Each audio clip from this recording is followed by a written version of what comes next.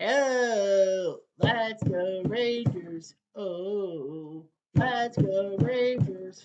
Oh, let's go Rangers. Hey, hey, hey there, hi there, ho there. Chef Cutter W. Welcome you to yet another Cutter Top 10 video. And today we are going to be talking about the Rangers, but not the New York Rangers. Well, I have a Rangers jersey on OHL because at the time of taping, the Rangers are in the Memorial Cup alongside Everett, Kelowna, and Chicoutimi. So at the time of taping, they're in the Memorial Cup. So I don't really have a New York Rangers jersey or t-shirt. I should have one. But anyway, we got to do this. And so we're going to be talking about the top 10 New York Ranger moments of all time as the New York Rangers. And yes, I am aware there's a leaf calendar holding on, but of course that's just there for to make me remember what day it is because I'm not that right. And of course, you know, everything else. So let's go through it. Number 10 is the 1933 Forgotten Stanley Cup. So the New York Rangers in 1933 were decent and all that. What people forget about this is that, the Rangers have won 4 Stanley Cups, and we will talk about all 4 Stanley Cups. I promise you. But yeah, 1933 was the Forgotten Stanley Cup with Andy Aikenhead in the net and Frank Boucher and the Cooks, Bill and Bunn, and a few other key players like Neil Covert, Al Shibicki, and many others. So the 1933 team took on the Leafs in the Stanley Cup Finals. The Leafs almost always made the Stanley Cup Finals in the 1930s. That was just how good we were as a franchise. But 1933, they won in overtime and took the Stanley Cup back to Manhattan. Number 9 is the 1940 Stanley Cup. The 1940 Stanley Cup was a major milestone for the Rangers and all that, winning their third cup. Brian Hextall scoring in overtime against the Leafs and getting the Rangers the title. Unfortunately, though, we would not know that this would be the last time in 54 freaking years that the Rangers would win the Stanley Cup. So it's a tough time saying that, but whatever can happen happens and all that. And legend had it that the Rangers executives, the executives of Madison Square Garden, the third one, the original 6 Madison Square Garden that was built in 1926 and lasted till 1968, not the current one we see today that's almost 60 years old. Anyway, the Rangers and they burned the mortgage to the garden, and that may have cursed it. Also, there was a curse by Red Dutton. Anyway, number 8 is John Davidson in the 1979 Rangers. The New York Rangers in 1979 were coming off a few close matches and all that. The Rangers had to deal with their crosstown rival, the New York Islanders, out on Long Island in the Stanley Cup semifinals. The NHL did things a lot differently. They had what they called the Stanley Cup semifinals instead of conference finals and all that. So so that was kind of strange. But yeah, John Davidson in the nets after a big trade with St. Louis. He made the Rangers home and 00 or number 30, whatever number you put him in the net. Davidson worked hard and the Rangers worked hard, shocked the Islanders in 6 games, sent the Rangers to the Stanley Cup Finals against the Montreal Canadiens. One game won. However, the next 4 games they lost. Some say that they got a little too carried away with the Montreal nightlife, including Phil Esposito, who said that they should move the Ranger players away from downtown Montreal and all that. But they couldn't resist. So 4 straight losses, a lot of things happened. And of course, let's not forget Doug Riceborough, Kitchener, hit Buddy LaRock in the mask with a warm-up shot. LaRock was shaken. Ken Dryden, who was replaced by LaRock in game 1, was put in the nets, and he played 4 straight games and won it. Retired in the sunset. I would also say 1972 and 1974 as well. I mean, the Rangers did get to the finals in 72. It should have been in 74, but yeah. 79 was big because you had Phil Esposito with the 2 Dons, Don Maloney and Don Murdoch. You had Andres Hedberg. You had I would say Vic Hadfield, but that's probably wrong. You had Walt Kachuk still on the team. You had, I would say, Ron Grashner. I think he was a young pup at that time. Not Brad, definitely not. Oh, Sean Martell, definitely not Brad Park. But yeah, and John Davidson in the net. Unfortunately, we would soon learn that Davidson had knee problems while being in net for the 1979 Rangers, and his career kind of tailed off. Number 7 is Wayne Gretzky's retirement game. Wayne Gretzky retired as a New York Ranger, but he's most memorable for being an Edmonton Oiler or an LA King. Not really for being a St. Louis Blue, but anyway, yeah. Gretzky had a great career in Edmonton, winning 4 cups in 5 years, and then leaving for Los Angeles. And that, of course, that trade that Peter Pocklington had to trade for his own sake for $15 million, which Bruce McNell we know was being cheap at. And then he went to Los Angeles, led them to the '93 Stanley Cup Finals, to my chagrin, of course. And then he spent half a year in St. Louis. They lost to Detroit in the Stanley Cup quarterfinals, and then he left for New York. He almost went to Vancouver. He could have been a Leaf. He wanted to play close to home, but unfortunately, Steve Stavro was being cheap and all that. Gretzky went to New York in '97, shocked everyone and himself by getting the Rangers to the Stanley Cup semifinals, losing to the Flyers. The Flyers, seriously, the Flyers. And everything else happened. So, anyway, Wayne Gretzky retired as a New York Ranger. It was actually a shock because the last week of the regular season was when Gretzky dropped the bombshell. He could have easily properly told everyone 98-99 was his last season, and then there would have been a massive retirement tour, but I don't think he wanted that. So after his last Canadian game in Ottawa, he played the Rangers against the Penguins, and it was big. Fox had massive ratings and all that. The Penguins did win in overtime, but Gretzky got to skate out on his own accord, and then his number 99 was retired by the Oilers in October, but then everyone else did the same thing in 2000. Number 6 is Lester Patrick and the run of the 1928 New York Rangers. So the 1928 New York Rangers were a beauty breed. I mean, they started off life as the New York Rangers in 1926. They almost got Babe Dye, but Conn Smythe refused to sign him. And John Hammond basically fired him, and Conn Smythe got fired up and basically rebuilt the Leafs. Much of the Rangers regretted that. Anyhow, 1928 was different. Second season in the league. They would take on the Montreal Maroons in the Stanley Cup Finals. All the games were played in Montreal because the Rangers in 1928, like many years before the new MSG opened in 1968, were kicked out by the Circus. 1950 was one of the biggest examples. They were in the finals against Detroit, and they could have easily probably won the Stanley Cup if it wasn't for the Circus kicking them out. So yes, so every game was played at the Montreal Forum, which at one time was supposed to be built for the Montreal Maroons. Well, the Canadians moved it, but yeah. So 1928, Lester Patrick was there, but the Rangers had problems. Lauren Chabot got injured in Game 2 of the finals. They scrambled to find a goalie. The Maroons management basically kiboshed some players like Alex Connell and even I forget the goal. There was a goalie in the stands, a minor league goalie. Basically, they were trying to make sure that the Rangers could not win the Stanley Cup. But Lester Patrick strapped on the Pats, the Silver Fox, 1-1 tie. Rangers do win in overtime, tie the series at 1, and then they got permission to have the New York Americans, their crosstown rivals, give up Joe Miller for 3 games. It worked out, and the Rangers won the Stanley Cup and basically made the Maroons eat some fucking crow. All that. Number 5 is the playoff run of 2014. The Rangers were snake bit after 94. 95, they ended up losing the second round to the Flyers. 96, they lost the first round to the Habs, even though they had 2 0. No, sorry, they came back from 2 0 down against the Habs in the first round and then got bit by the Penguins, if memory serves me right. Yeah. 97, they went all the way to the Final Four. The Flyers beat the Flyers, seriously, the Flyers. And then little did we know as New York Ranger fans that the Rangers wouldn't get back to the playoffs until 2006. In 2008, they played the Thrashers in, no, 2007, they played the Thrashers in their only playoff series as the Atlanta Thrashers, where they went to Winnipeg.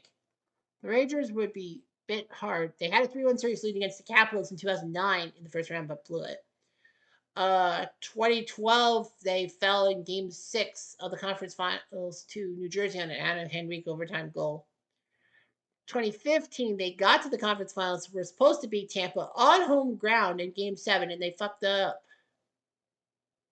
They've had two President's Trophy campaigns end in heartbreak with Florida and Carolina beating them in the final four. Yeah, 2014 was just different.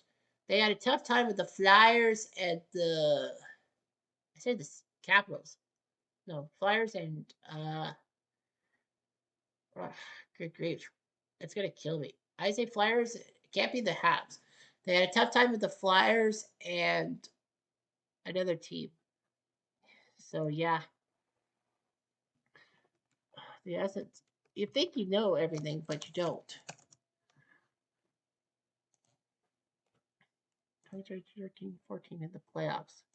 In the playoffs, they took on Philly. Oh yeah, and they took on Pittsburgh. That's right. They came back from 3-1 down against Pittsburgh.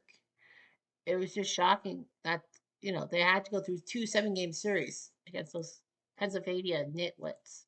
And then they took on Montreal. Chris Kreider ran into Carey Price. It seemingly ruined Montreal's chances. A lot of people said he did it on purpose. I doubt that highly. I think he was trying to stop, and then he had bad momentum.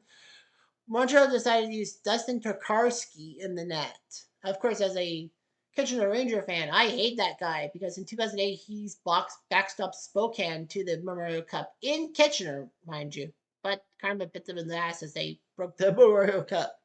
But yeah, I actually was shocked they didn't go with Peter Budaj. He was a good goalie too. But yeah, the Habs lost in 6 games to the Rangers. MSL Martin St. Louis with the overtime heroics in Game 4, despite the fact he is the Habs head coach now. And then they went to the Stanley Cup Finals against the Kings, and 3 times they had a massive, they had at least a multiple goal lead in the series in games against the Kings, but blew it. If only the Rangers could finish the job, if you will. Maybe they win in 6 and 7. I don't know. And there will be a theme to the top four. But anyway, yeah. Number 4 is Brian Leetch winning the Conn Smythe as playoff MVP.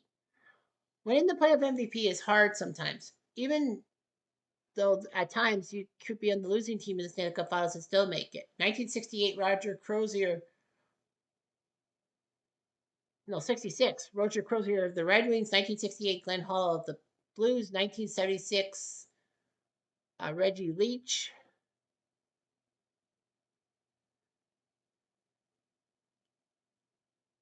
Um, 1987 was Ron Hextall. Jay Shiger in 2003. And Connor McDavid a couple years ago. But yeah, but, Brian Leach did it. He was the powerful defenseman. He scored points left, right, and center. He was a good team leader, except for Messier. And he did win the trophy and became the first American-born player to win the Conn Smythe Trophy. And then a couple years later, he helped U.S. win the World Cup of Hockey. Number 3 is the save. Game 4, 94 finals against Vancouver. So the first 3 games, Rangers were up 2-1. They lost game 1 in overtime to Greg Adams' goal, who sunk the Leafs. But then the next 2 went to the Rangers. So game 4 in Vancouver, Pavel Bure was hauled down on a breakaway, which meant a penalty shot. Never had a penalty shot been scored upon in the Stanley Cup Finals. Pavel Bure had a chance to sink the Rangers in a sense. However, Mike Richter, remembering what type of move Pavel Bure did at the All-Star game in 94, strangely enough, did the same thing. He knew Bure was going to fake him out and stuck out the pads. Say bye, Richter! As Sam Rosen's famous call was. John Davidson as well. But yeah, Mike Richter was a fantastic goalie and all that. Rangers went up 3-1, and we'll talk about that more later. Number 2 is getting to the Stanley Cup Finals via Mark Messier in 94. So Mark Messier was a pretty good player too. Brought over from Edmonton because he didn't like the contract as the others were giving him. The Rangers gave up Bernie Nichols, Stephen Rice, Kitchener, and Louis DeBrusque. Unfortunately, Stephen Rice was a massive flop, but he's still a Kitchener Rangers icon for the 1990 Memorial Cup run. Nevertheless, Messier was there. He was given the C as captain, and he helped the Rangers do well. They won the President's Trophy in '92 for best regular season record. They fell to Pittsburgh thanks to that 50-foot slapper by Ron Francis over Richter's body. And then you had 93 when Messier and crew got Roger Nielsen fired, and Neil Smith had, not Neil Smith, what was that guy? I would say Ron Smith, but no. So coach in '93 after Nielsen left. Can't remember. It doesn't matter. But yeah, Messier in '94 as captain was doing everything. Mike Keenan was trying to do everything possible to make the Rangers think big and all that as the new head coach. The Rangers took care of the Islanders and Capitals a little too easily, and then came the Devils in the conference finals. It was a tight battle. Stéphane Matteau, we all know about Matteau, Stéphane Matteau. But the fact of the matter was that before Matteau and all that was Mark Messier's guarantee in Game 6. Rangers were down 3-2. They had to go to New Jersey. Brodeur was not standing on his head, and Messier boldly guaranteed they would win Game 6. No, it was going to be on the papers everywhere. So the Devils were actually up 2-0 in that game, but the Rangers scored 4 goals to win it. Messier with a natural hat trick in the third period. And of course, sliding that puck down the ice at Gary Thorne saying, "Do you believe it? Do you believe it? He will say we will win Game 6, and he sure does." But yeah, and then Stefan Matteau, in essence, finished it off. It was tied at 1 after the third period, and the Devils scored with 7 seconds left with Stella Pukin doing it. And then in double overtime, Stefan Matteau went for a pass, and then it slid off Fetisov's leg and passed Brodeur. And we all know Matteau, Stefan Matteau, and the Rangers have one more hill to climb, baby, but it's Mount Vancouver. That's the great Howie Rose doing it. He had to do it on the radio because Marv Albert was doing the New York Knicks one. So yeah, it was fun. And number one is, well, come on, the 1994 Stanley Cup Finals in the first place. As I said when I talked about Bure, top 3 moments. Well, in moment number 3, that the Rangers went up 3 games to 1. All they had to do was win Game 5 at home ice. Everyone was elevating. The Rangers were good for 2 periods, and then bang, bang, boom. They ended up losing 8-3 in Game 5. And then Game 6 happened in Vancouver. The Canucks got their mojo back. And then Game 7, the Rangers had to face Vancouver. However, everyone forgets the Canucks in their playoff run. They were the 7th seed in 1994 and weren't expected to beat Calgary in the first round. But Vancouver did. And Vancouver was down 3 games to 1 and doing something that I don't think any team ever did. Come back from 3-1 down and win games 5, 6, and 7 in overtime to take down an opponent. That's hard to do. Canucks took care of Dallas quite easily. The Leafs were gassed because of San Jose, and they got in and they made things interesting. Then Game 7 came. John Amorati's national anthem. Everyone cheered over it and all that. You could hear and all that. Sam Rosen and John Davidson basically were commenting how the building, Madison Square Garden, was electric. Brian Leach scored that first goal, and it was weird. It was like he was taking his time. It was like, shoot the puck. There you go. 1-0. Rangers would be up 3-2 after in the third period, and then Nathan Lafayette and Martin Gelada both hit posts. But I think Gelada's actually hit the post and then hit Richter's glove. But yeah, that was just what happened. And then the Canucks tried as they might, they just couldn't do it. And then they went down the ice, and then Sam Rosen's called. The Rangers are the Stanley Cup champions. And this one will last a lifetime. No more curses. This is unbelievable. Of course, we all know that the Rangers are kind of cursed in the 32 years since. And everyone says, oh, the Rangers are worse than the Toronto Maple Leafs. No, because the longest cup drought is still the Toronto Maple Leafs. We haven't won the freaking cup in almost 6 decades. Yes, you say one cup in 86 years, but you won the cup in 1994. The last time the Red Leafs won the cup was in the 6-team era. I mean, come on. Come on. The Rangers aren't that cursed. I know what the Ranger fans are saying to me. Shut up, Cutter. Anyway, I'm jumped. I'm going to do.